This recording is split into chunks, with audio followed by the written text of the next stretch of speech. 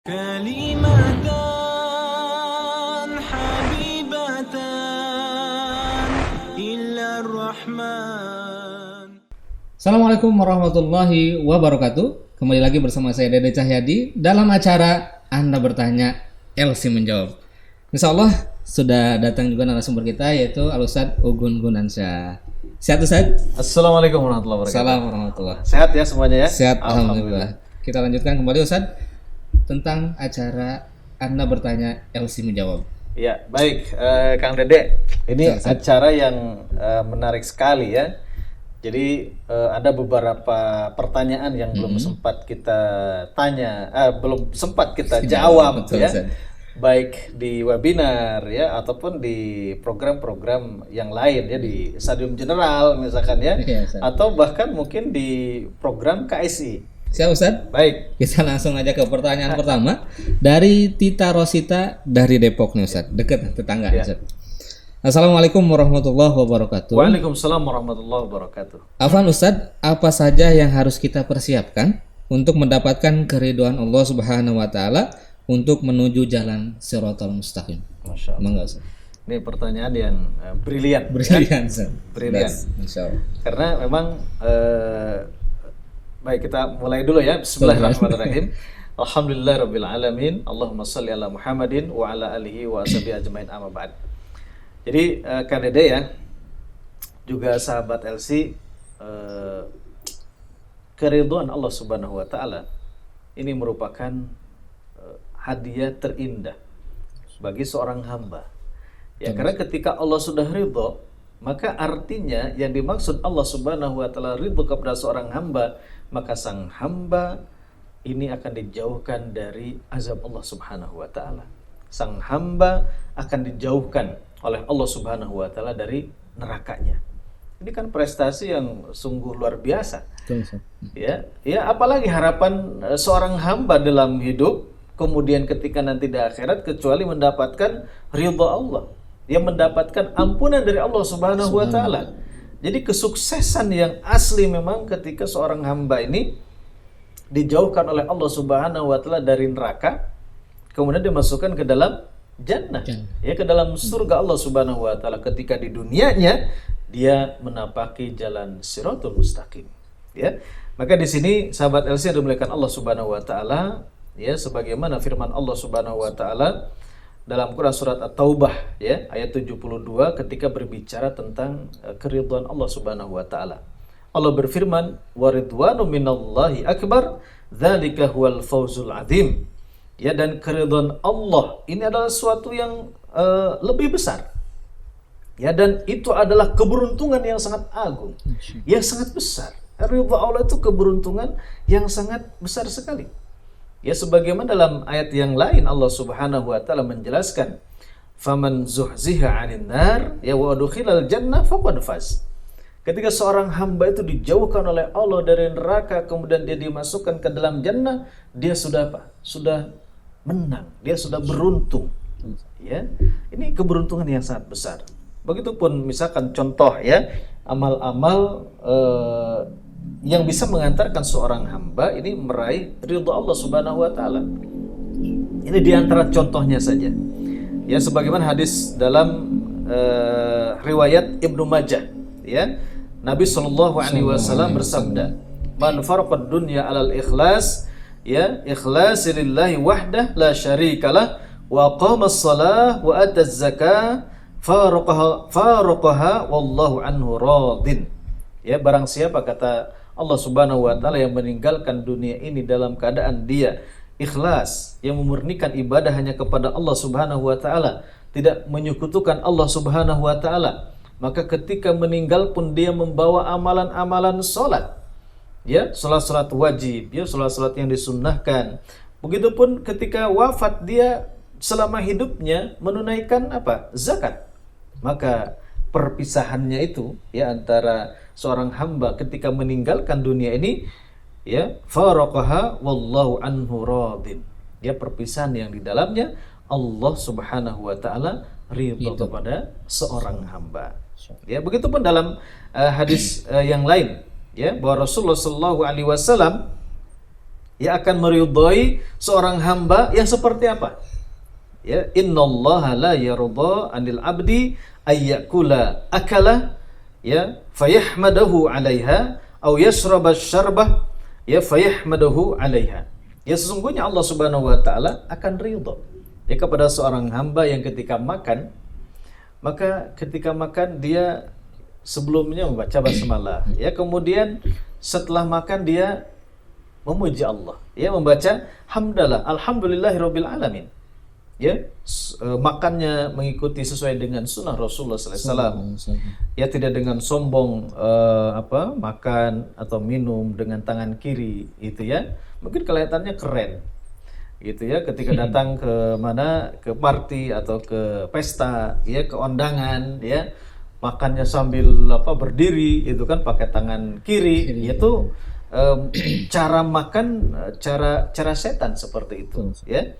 Namun ketika tadi menggunakan sunnah-sunnah di dalam makan, di dalam minum, ya, sebelumnya samillah, ya, membaca nama Allah, kemudian setelahnya membacakan hamdalah, kemudian memakai adab-adab sunnah Nabi yang lain, ya, duduk pakai tangan kanan, maka sang hamba ini akan mendapatkan keridhaan dari Allah Subhanahu wa taala.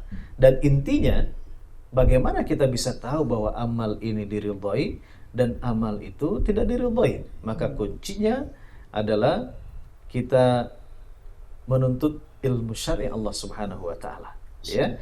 Menuntut ilmu, ya, terus belajar, terus membaca, ya, tentang masalah-masalah din kita, tentang masalah-masalah agama kita. Ya, mulai dari mentauhidkan Allah Subhanahu wa taala, ya, berpegang teguh kepada Al-Qur'an dan sunnah-sunnah Rasulullah sallallahu alaihi wasallam. Kemudian kita pun mengikuti siapa? Mengikuti contoh para sahabat Nabi Shallallahu Alaihi Wasallam, ya, di dalam menetapkan, ya, amal-amal, juga di dalam memahami, ya, amal-amal sesuai dengan pemahaman dan pengamalan para sahabat Rasulullah Shallallahu Alaihi Wasallam. Ya, menuntut ilmu syar'i, berpegang teguh kepada tauhidullah, ya, mengikuti sunnah siapa? Sunnah Rasulullah Sallallahu Alaihi Wasallam, ya, berpegang teguh kepada Al-Quran dan hadis-hadis Rasulullah Sallallahu Alaihi Wasallam, kemudian mengikuti contoh para sahabat. Ya, kemudian para tabi'in, ya, tabi'ut tabi'in. Begitupun siapa? Para ulama yang mengikuti mereka itu semuanya. Ya, wallahu a'lam bishawab. Masya Allah. Hatur nuhun Ustaz telah menjawab pertanyaan dari Tita Rosita dari Depok, ya. Dan terima kasih juga kepada Tita Rosita, mudah-mudahan jawabannya dapat dipahami. Kita lanjut pertanyaan kedua Ustaz, ya. Dari Eli Nopita, berasal dari Kediri ini Ustaz, ya, Jawa Timur. Ya. Masya Allah.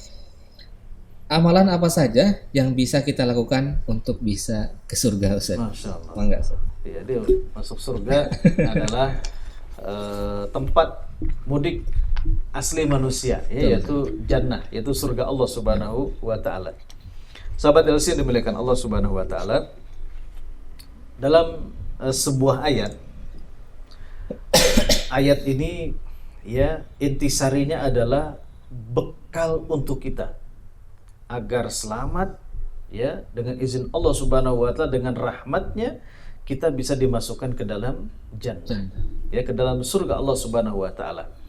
Kita ambil satu ayat saja dalam Quran surat Al-Kahfi, ya. Surat Al-Kahfi ayat yang terakhir. Ini biasa yang suka membaca, disunahkan, ya, di malam Jumat, ya, ataupun di hari Jumat, itu membacakan surat Al-Kahfi. Allah Subhanahu wa taala berfirman, "Qul innama ana basyarum mithlukum yuha ilayya annama ilahukum ilahu wahid." Ya, katakanlah sesungguhnya aku ini hanya seorang manusia, ya, seperti kalian. Ini menjelaskan tentang kedudukan Nabi Shallallahu Alaihi Wasallam. Akan tetapi Nabi Shallallahu Alaihi Wasallam diberikan kekhususan, diberikan spesial oleh Allah Subhanahu Wa Taala, Al-Mustafa, orang yang dipilih oleh Allah Subhanahu Wa Taala, yuha, ya, untuk diberikan wahyu oleh siapa? Oleh Allah Subhanahu Wa Taala. Bahwasanya tidak ada ilah, tidak ada Tuhan untuk kalian untuk disembah kecuali Allah Subhanahu Wa Taala yang Maha Esa. Maka di sini sahabat LC, bekal kita untuk masuk ke dalam jannah, ke dalam surga adalah bekal tauhid yang pertama. bekal tauhid dulu. Ya, dan ini dikuatkan kembali ya di kalimat berikutnya masih dalam Quran surat Al-Kahfi ayat 110. Faman kana yarju liqa'a rabbih, maka barang siapa yang menginginkan nanti berjumpa dengan siapa? Dengan Rabb-nya, ya dengan Allah Subhanahu wa taala, maka kata Allah Subhanahu wa taala menjelaskan tentang langkah-langkahnya, ya teknik-tekniknya ataupun tips-tipsnya, maka kata Allah falyamal amalan sholiha, maka banyaklah beramal, ya banyaklah beramal, ya melakukan amal soleh, melakukan amal soleh. Apa yang maksud dengan amal soleh? Itu amal yang diridhoi oleh Allah Subhanahu wa taala, juga amal yang dicontohkan oleh siapa? Oleh Nabi Muhammad sallallahu alaihi wasallam. Langkah yang kedua, ini penegasan dari kalimat yang pertama, kata Allah Subhanahu wa taala di dalam firman-Nya, wala yusyrik biibadati rabbih ahada. Itu kuncinya. Jangan ya sekali-kali engkau menyekutukan siapa? Allah Subhanahu wa taala di dalam beribadah kepada Allah Subhanahu wa taala dengan sesuatu apapun. Tidak boleh melakukan kesyirikan. Ya, sekarang ini banyak sekali ya fenomena-fenomena kesyirikan. Apalagi sekarang sudah masuk bulan Desember. Ya, akhir Desember ini akhir tahun ini rawan dengan kemurtadan, ya, rawan dengan kesyirikan, ya, kemurtadan, ya, kita tidak diperkenankan untuk mengucapkan ya selamat kemudian hari raya untuk agama lain, ya, kemudian juga di pergantian tahun, ya, dari Desember ke Januari, yaitu ketika diperingati itu sedang mengagungkan dewa Januari, dewa Janus. Itu ya, ini kesyirikan kepada siapa? Kepada Allah Subhanahu wa taala. Kita jauhkan dari zodiak gitu ya. Nasib baik ketika lahirnya bulan Mei. Bulan Mei apa tuh biasanya Scorpion misalkan ya. Kalajengking gitu ya. Nyongcong misalkan ya. Nah, ini enggak boleh ya, ini merusak keimanan kita kepada Allah Subhanahu wa taala. Jadi bekal kita ya sahabat LC yang dimuliakan Allah Subhanahu wa taala, juga Kak Decah ya. Bekal kita adalah ketauhidan yang benar kepada Allah Subhanahu wa taala. Kemudian ittiba, mengikuti siapa? Sunnah Nabi sallallahu alaihi wasallam. Berpegang teguh kepada sumber yang benar, Al-Qur'an, hadis, ijma sahabat. Kemudian yang keempat dengan pemahaman yang benar. Begitu pemahaman siapa di dalam mengamalkan Islam? Ya, dicontohkan oleh Nabi, ya, pemahaman para sahabat, ya, para tabi'in, tabi'ut tabi'in, juga para ulama yang mengikuti mereka semuanya. Wallahu a'lam bishawab. Masyaallah. Hatur nuhun Ustaz. Masyaallah. Jawaban yang sangat luar biasa sekali. Menjawab pertanyaan dari Eli Novita dari Kediri. Terima kasih juga kepada Oki Eli Novita dari Kediri yang sudah melontarkan pertanyaannya. Mudah-mudahan dapat dipahami. Amin. Kemudian Ustaz, pertanyaan yang katilu Ustaz. Ketiga ya maksudnya. Assalamualaikum Ustaz, ini pertanyaan. Waalaikumsalam. Pertanyaan dari Irma Aquarista dari Garut. Ustaz, apa hukumnya jika seseorang mendengar nama Allah Subhanahu wa taala selalu terbayang seperti manusia? Kemudian sedang duduk ya, sedang duduk dan memakai baju putih. Terbayang gitu ya. Terbayang ngolebat gitu ya. Ngolebat ya. Kalau bahasa Jermannya ngolebat. Yeah. Bagaimana cara mengatasinya Ustaz? Yeah. Terima kasih. Silakan. Ya, ini pertanyaan yang bagus ya, Kak Dede ya, juga sahabat LC yang dimuliakan Allah Subhanahu wa taala. Maka ketika kejadiannya, peristiwanya begitu, ya, maka ini tidak ragu lagi bahwa itu adalah godaan dari setan. Ya, godaan dari iblis. Karena sejatinya ketika seorang hamba ya, ketika disebutkan nama Allah Subhanahu wa taala, wajilat qulubuhum, ya, bergetar hatinya, ini takut kepada siapa? Kepada Allah Subhanahu wa taala. Harap kepada siapa? Kepada Allah Subhanahu wa taala. Tambah cintanya kepada siapa? Kepada Allah Subhanahu wa taala. Ya, begitupun ketika di ayat yang lain ya, seseorang dibacakan Al-Qur'an ya, disebut nama Allah, itu tenang kulit-kulit mereka. Gitu ya. Bukan malah Kebalikannya ketika disebut nama Allah, ayat-ayat Allah malah ada muncul penampakan gitu ya. Setan membayangkan bahwasanya wujud Allah seperti itu dan itu godaan setan. Dan kita harus tepis. Maka kita harus apa? Harus terus berta'awuz kepada Allah Subhanahu wa taala. Jadi ketika seperti itu, segera ya ta'awuz, auzubillahi minasyaitonirrajim. Ya, auzubillahi minasyaitonirrajim. Terus banyak ta'awuz. Karena itu tipu daya iblis. Yaitu adalah tipu daya setan. Maka harus segera ya sahabat, khususnya sahabat kita yang bertanya ini, dan untuk kita semuanya segera gali kembali tentang masalah ilmu tauhid ya, ilmu tauhid tentang bagaimana kita semakin makrifat ya kepada Allah Subhanahu wa taala. Perkuat tauhid kita kepada Allah agar kita dijauhkan oleh Allah Subhanahu wa taala ya kadeca dari kesyirikan-kesyirikan. Karena itu bisa menyeret seseorang kepada kesyirikan dengan fenomena tadi. Ya. Jadi indigo itu bukan sesuatu yang keren gitu ya, akan tetapi itu gangguan dari setan ataupun dari iblis gitu ya. Jadi hanya Allah, ketika mengaji tauhid itu hanya Allah yang bisa memberikan manfaat. Ya juga bisa menolak mudarat. Jadi bukan penguasa lautan, Nyiroro Kidul, Nyiroro Kaler, ya, Nyiroro Barat, gitu, ya, yang bisa memberikan manfaat, tidak, ya, ya tidak. Tapi hanya Allah yang memberikan manfaat, dan hanya Allah pula yang bisa menolak mudarat, bukan keris, ya, bukan jimat, bukan khodam, bukan, ya.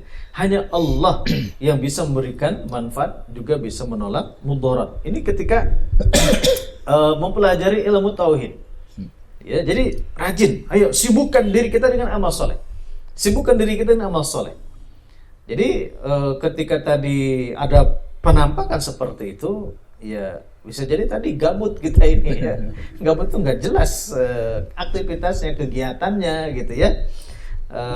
Maka harus apa? Sibukkan diri kita dengan amal-amal soleh. Rajin ke majelis ilmu, ya menuntut ilmu-ilmu syar'i.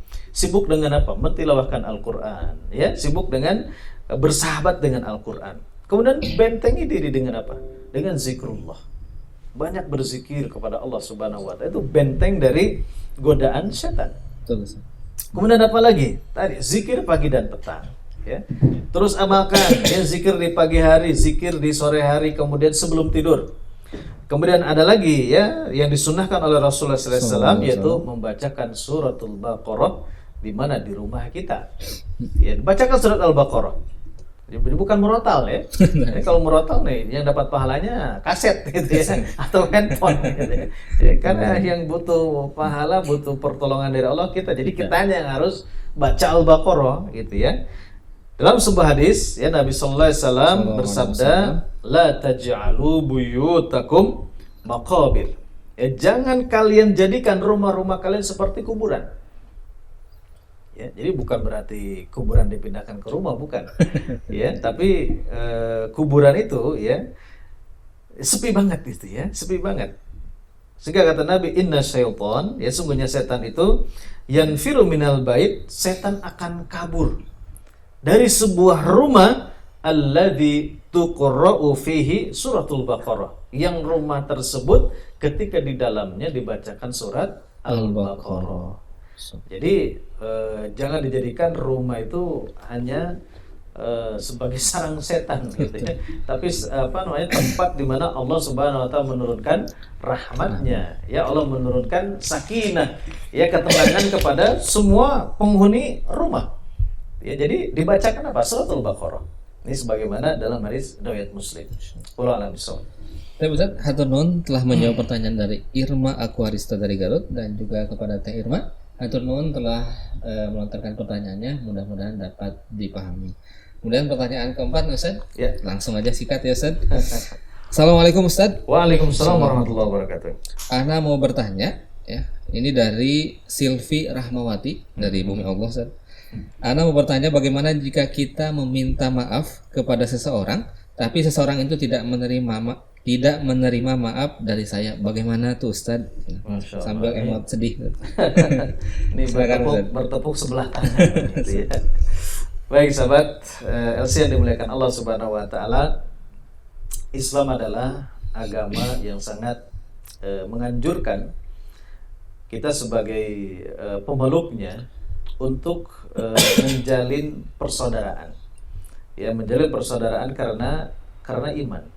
Kita harus menegakkan ukhuwah Islamiyah. Ya, sebagaimana firman Allah Subhanahu wa taala dalam Quran surat Al-Hujurat ayat 10, innamal mu'minuna ikhwah. Ya, sesungguhnya orang-orang beriman itu adalah bersaudara. Ikatannya karena iman kepada Allah Subhanahu wa taala. Dan ketika ada perselisihan satu dengan yang lain, kata Allah Subhanahu wa taala, fa aslihu baina akhwaikum. Ya, maka islahlah. Maka akurkanlah ketika ada percekcokan, ketika ada gesekan-gesekan gitu ya di antara mereka. Ya. Jadi ini dalam Islam tidak ada kamusnya kita memperbanyak lawan, tapi kita memperbanyak saudara. Ya. Maka di sini ya sahabat yang dimuliakan Allah Subhanahu wa taala, dalam sebuah hadis Nabi sallallahu alaihi wasallam bersabda, la yahillu li muslimin ayyahjura akhahu fawqa thalathi layalin. Tidak diperbolehkan, diharamkan, ya tidak dihalalkan untuk siapa? Untuk orang-orang Islam ini memboikot, membiarkan, ya, mencuekkan itu ya, tidak menyapa siapa? Menyapa temannya, menyapa saudaranya lebih dari 3 hari. Ini tidak boleh, ya. Bahkan kalau lebih, ya, di dalam permusuhan, di dalam permasalahan, gesekan, ketika berlebihan, dia melampaui batas, ini menjadi salah satu ciri di antara kemunafikan seseorang. Ya, berlebih-lebihan ketika ada permasalahan gitu kan, ada clash ya antara satu kawan dengan kawan yang lain, rebutan apa misalkan ya, kelereng misalkan, layangan rebutan menjadi mau jadi yang tercantik misalkan di sekolahnya atau di kampusnya misalkan ya, rebutan menjadi Bang Jago ya, ketua BEM misalkan atau ketua OSIS misalkan ya. Nah, ini tidak dibenarkan. Yang memboikot, membiarkan saudaranya ya tidak disapa, tidak diajak ngobrol ya, tidak diucapkan salam selama 3 hari. Karena itu ya sahabat yang dimuliakan Allah Subhanahu wa taala, ketika tidak memaafkan kesalahan sesama muslim ya, sementara yang bersalah sudah berusaha untuk apa? Untuk minta maaf misalkan ya, maka insya Allah yang meminta maaf itu diampuni oleh siapa? Oleh Allah Subhanahu wa taala, walaupun orang itu pihak sebelah tidak memaafkan. Jadi jangan khawatir ketika sahabat yang bertanya ini sudah sekuat tenaga memperbaiki diri, itu kan juga sudah sekuat tenaga untuk memperbaiki hubungan dengan pihak sebelah gitu ya. Walaupun pihak sebelah itu tidak memberikan maaf, maka insya Allah Ta'ala diampuni oleh siapa? Oleh Allah Subhanahu wa Ta'ala, walaupun kawannya tidak memberikan maaf. Demikian walaupun. Atur Ustaz telah menjawab pertanyaan dari Silvi Rahmawati dari Bumi Allah, dan terima kasih juga pada Teh Silvi ya yang sudah melontarkan pertanyaannya. Mudah-mudahan dapat dipahami. Dan ini pertanyaan yang ke-5 Ustaz sebagai penutup nih Ustaz. Agak horor nih pertanyaannya Ustaz. Ustaz, pertanyaannya dari Nur Aini Hasanah dari Probolinggo. Kemudian pertanyaannya, pergi kemana arwah yang sudah meninggal? Saya minta penjelasannya dari Pak Ustaz. Silakan. Baik, Kang Dede ya, juga sahabat LC yang dimuliakan Allah Subhanahu wa Ta'ala, yang jelas ya, arwah itu ketika meninggal ya dia nggak tinggal di situ gitu ya, nggak ngawasin misalkannya dari jauh itu kan, keluarganya lagi ngapain ya nggak ada ya. Atau misalkan kalau dalam keyakinan Cina kuno itu kan, dia ngungsi dulu misalkan ya kemana melihat dari jauh ya. Kalau dalam keyakinan mitos-mitos terdahulu ya, animisme, dinamisme itu kata mereka, dan ini bertentangan dengan keyakinan akidah Islam. Kalau yang profesinya tukang nyangkul, maka setelah mati juga jadi tukang nyangkul gitu kan. Terus yang profesinya dia tukang bangunan gitu ya, ahli properti, nanti juga di sana jualan properti gitu kan. Iya. Tentu ini keyakinan yang bertolak belakang dengan keyakinan Islam ya, dengan akidah Islamiyah. Maka di sini sahabat LC dimuliakan Allah Subhanahu wa taala, secara umum ya ketika kita bertanya tentang ruh itu adalah perkara yang gaib. Hanya Allah Subhanahu wa taala yang Maha tahu. Ya, kita bisa mengetahui tentang urusan ruh kalau Allah Subhanahu wa taala memberikan kabar yang melalui wahyunya, baik dari Al-Qur'an ataupun hadis-hadis Rasulullah sallallahu alaihi wasallam. Ya, maka di sini dalam hadis yang diriwayatkan oleh Imam Ahmad, hadisnya adalah hadis yang sahih, dijelaskan pada suatu hari para sahabat Ansor ya bersama Rasulullah sallallahu alaihi wasallam ini mengiringi seorang jenazah. Sesampainya di kuburan, ya masih dalam proses penggalian gitu kan, menunggu liang lahatnya selesai, Rasulullah duduk menghadap kiblat. Ya, maka para sahabat Ansor pun, para sahabat yang lain yang duduk di sekitar beliau yang khusyuk, ya memperhatikan liang lahat. Ya. Seolah-olah di kepala mereka hinggap burung, sehingga kalau ada burung kan diam gitu ya, seperti itu, saking khusyuknya, saking khusyuknya. Kemudian, ya di tangan Nabi Shallallahu Alaihi Wasallam itu ada ranting. Kemudian ranting tersebut ditusukkan oleh Rasulullah SAW ke dalam tanah. Kemudian beliau Shallallahu Alaihi Wasallam ini berdoa, ya mengangkatkan kedua tangannya ke arah langit. Kemudian beliau menundukkan kepalanya sampai 3 kali, ya. Lantas kemudian beliau bersabda. Bagaimana sabda Rasulullah SAW? Beliau mengatakan ista'idzu billah. Ya berlindunglah kalian semuanya kepada siapa? Kepada Allah Subhanahu wa taala min adzabil qabr. Dari azab kubur. Ya. Marratain au thalathan. Ya, sampai 2 atau 3 kali Nabi mengulang-ulang.